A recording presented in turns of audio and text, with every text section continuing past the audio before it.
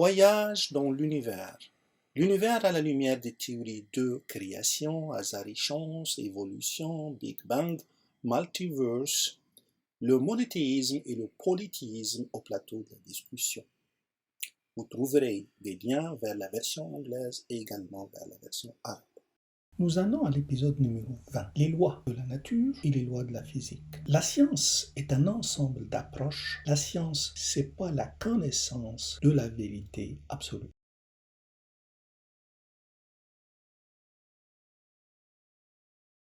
Prenons un exemple d'un phénomène naturel, la diffraction. Lorsqu'on a une source de lumière, c'est celle qu'on voit à gauche, celle-ci, elle va nous donner de la lumière blanche, et la lumière blanche, c'est l'ensemble des lumières colorées. Donc il y a la lumière rouge, verte, bleue, etc. Maintenant, pour avoir la bleue seulement, qu'est-ce qu'on peut faire? On peut intercaler un transparent bleu. Donc, une petite feuille transparente, puis on la colorise avec le bleu, et celle-ci va nous donner une lumière bleue. Cette lumière bleue, lorsqu'elle attaque une ouverture, c'est la chose qu'on voit en blanc dans le carré opaque. La lumière va traverser cette ouverture, puisque l'ouverture est carrée. On va voir derrière, tout à fait derrière, sur l'écran, sur le mur si vous voulez, une tache bleue, bien sûr sous forme carrée. Mais Grimaldi, au XVIIe siècle, il a observé autre chose. Il a observé des taches tout autour, un genre de halo tout autour de cette tache bleue. C'est la diffraction. Et la diffraction dit que la lumière ne se propage pas d'une façon rectiligne. L'optique géométrique n'est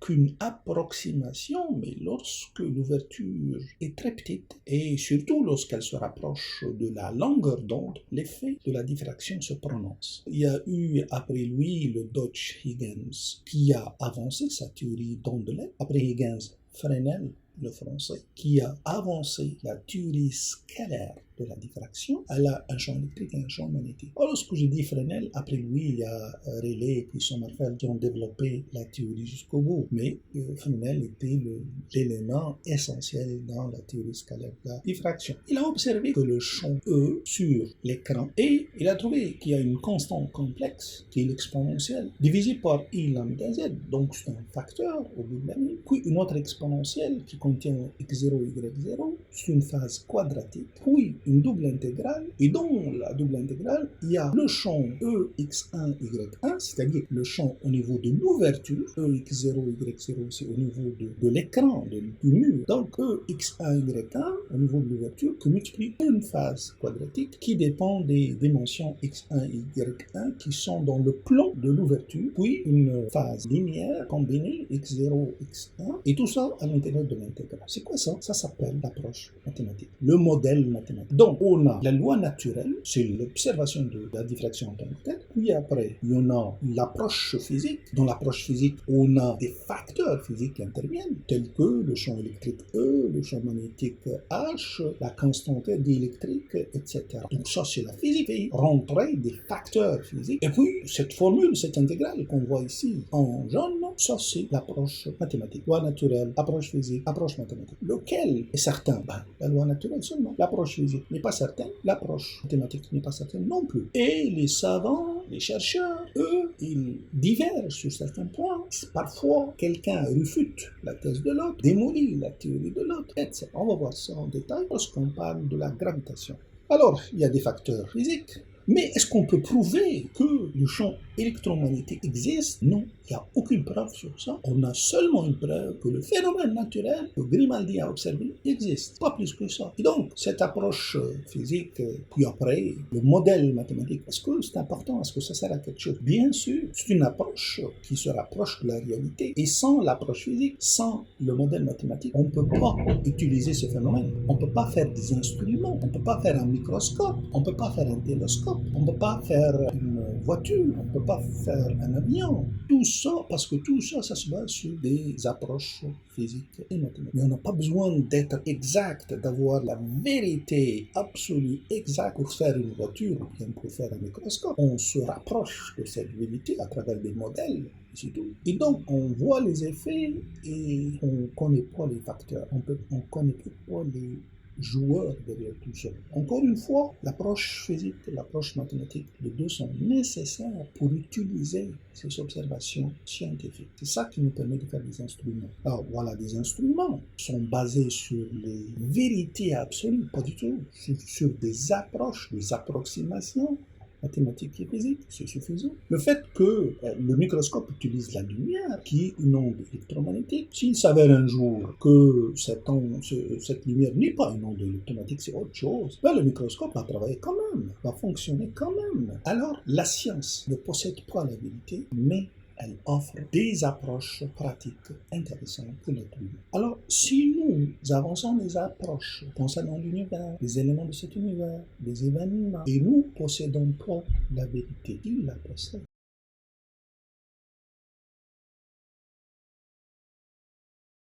La loi de la nature, dans le cas de la gravitation, c'est que l'objet tend. Donc voilà, le stylo et le temps. Ça, c'est une loi naturelle. Si je répète ça demain, ça va se passer la même chose. Newton a dit il existe une force qui s'appelle le poids. Et l'objet, la masse là, M2 dans ce cas-là, a un poids, a une force. Terre a un poids, a une force. Il y en a deux forces qui s'attirent. Le poids de l'objet qui va pointer vers la Terre et la Terre qui va pointer vers l'objet. Et puis, la force est proportionnelle au produit des masses que divise la distance entre l'objet et la Terre au carré. Donc, il a parlé de la force, de la masse, etc. sont des facteurs physiques. C'est une approche physique. Puis après, il a donné un modèle mathématique qui est le produit des masses sur la distance au carré. Pas une constante. Donc, loi naturelle, l'objet temps. Loi physique, c'est qu'il y a des facteurs tels que la force, etc. Modèle mathématique, c'est l'équation qu'on voit. Lequel est vrai? Une seule chose, que les objets tendent. Donc, il a supposé l'existence de certains facteurs.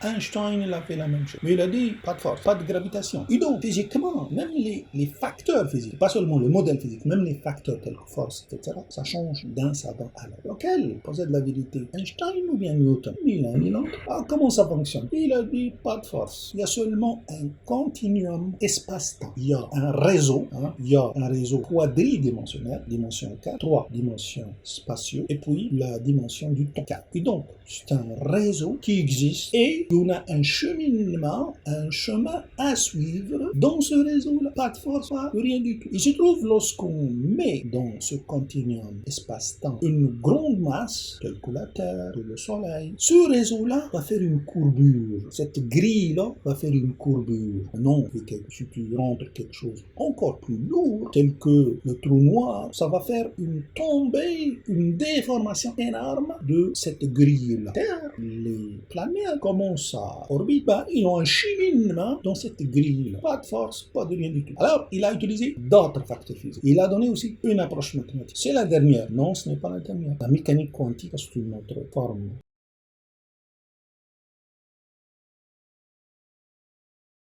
La mécanique quantique, c'est une autre forme où il y a trois masses, là. C'est la dernière théorie. Non, c'est pas la dernière. La mécanique quantique a contredit Einstein. Elle a dit, il n'y a pas de force.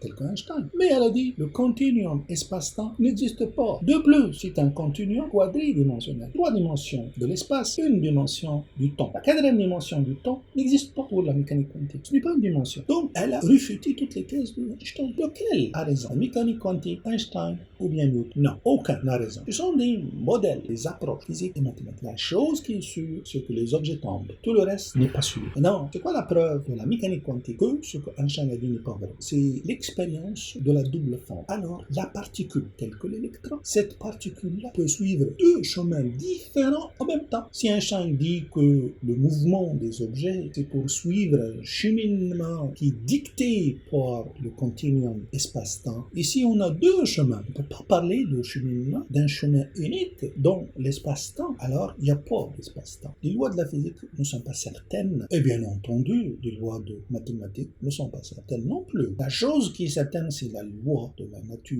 Les objets tendent. La physique, la mathématique sont très intéressants parce qu'ils nous donnent des outils qui nous permettent de faire des choses utiles pour l'humanité. Alors, si la physique n'est pas certaine, bien les mathématiques ne sont pas certaines. Est-ce que le incertain, la chose qui n'est pas certaine, peut expliquer le certain? Impossible. Est-ce qu'elle peut nier des choses telles que l'existence, telles que le créateur? La physique n'est pas certaine. Les mathématiques ne sont pas certaines non plus. Est-ce que physiquement on peut dire que le créateur n'existe pas, par exemple? On peut pas. On peut pas donner des choses avec certitude lorsqu'on est soi-même pas certain. Les lois de la nature sont certaines et sont une évidence de l'existence d'un créateur qui a imposé ces lois de la nature et que nous ne pouvons pas saisir avec nos capacités intellectuelles une explication physique ou bien mathématique qui est derrière. On peut se rapprocher, oui, mais on ne peut pas la saisir. Le par défaut. Parfois, lorsqu'on explique physiquement et mathématiquement des choses, on ne peut pas l'expliquer. Qu'est-ce qu'on fait? On dit,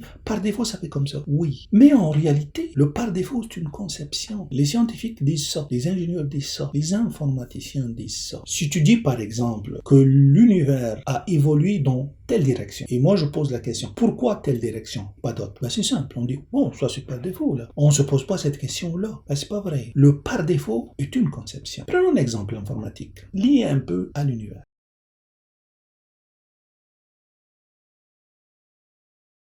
Prenons un exemple. On va aller sur Google et on va aller sur une plateforme qui s'appelle Google Colab. Tout simplement, cette plateforme Google Colab, elle nous donne des outils pour programmer. Pour ce faire, on va peser sur code, plus code, pour pouvoir ajouter un code, c'est-à-dire un petit programme. Dans ce programme-là, on va écrire cette première instruction, ce print-là, ce print que vous voyez ici, et on a dit que jusqu'à maintenant, il n'y a rien. Bon, on va imprimer ceci. Maintenant, si on ajoute un facteur physique qui s'appelle x, et ce x-là est égal à 0, et on dit que lorsque ce facteur physique est supérieur ou égal à 5, dans ce cas-là, la singularité va exister, va démarrer. La première petite quelque chose qui va faire le Big Bang. Alors on écrit si x est inférieur à 5, il n'y a pas de singularité. Donc on a mis x égale à 0, bien sûr il n'y a pas de singularité parce que la condition pour la singularité c'est d'être supérieur ou égal à 5.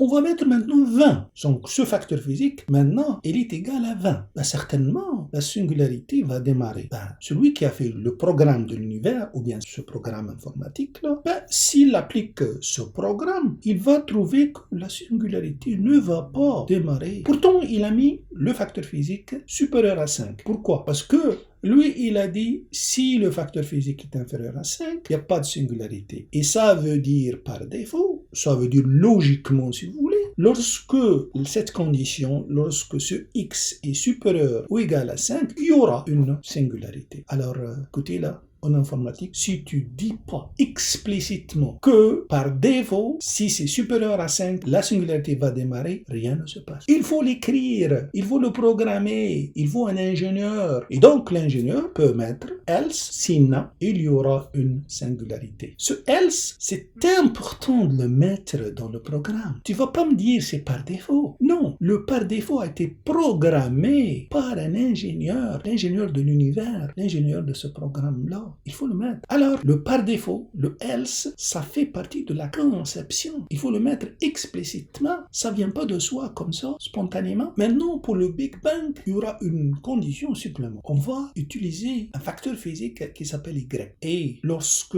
cette condition, lorsque ce facteur physique est inférieur à 106, il n'y aura pas un Big Bang. Et donc, dans ce cas-là, il faut dire, si c'est inférieur à 106, il n'y a pas un Big Bang. Mais si c'est supérieur ou égal à 106, il y aura un Big Bang. Et donc, encore une fois, le else, il faut le mettre d'une façon explicite. Si tu mets y égale à 0, bien entendu, il n'y aura pas un Big Bang. Et maintenant, si on le met égal à 200 et on enlève le else et on démarre ce programme, il n'y a pas un Big Bang. Pourquoi? Parce qu'on a besoin de mettre else. L'ingénieur de l'univers doit mettre le else. Tu vas pas me dire c'est par défaut. Non, le par défaut, c'est une conception, ça fait partie de la conception, il faut le programme. Maintenant, lorsqu'on le programme, il y aura un univers. Alors, au bout de la ligne, on voit que le par défaut, ça fait partie du travail de l'ingénieur. Et ceux qui disent qu'il y a des choses dans l'univers qui sont logiques, qui sont par défaut, on n'a pas besoin d'un créateur pour les avoir, l'ingénierie les contredit, les informaticiens les contredit, la logique également les contredit.